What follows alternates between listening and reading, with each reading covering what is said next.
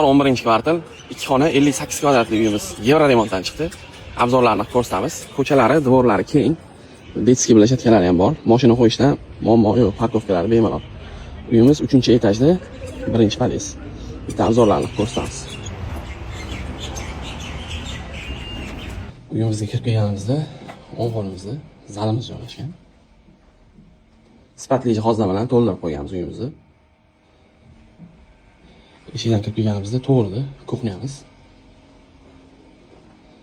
Ko'rayotgan barcha mebel texnika hamma narsa qoladi bu yerda. Bu yoqda mana hojatxonamiz.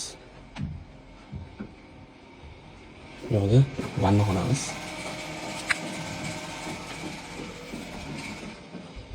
Bu yoqda ota-onalarimiz uchun spalnimiz joylashgan. Kimga qiziq bo'lsa aloqaga chiqib olasizlar. Narxlarni opsiyada yozib qoldiramiz.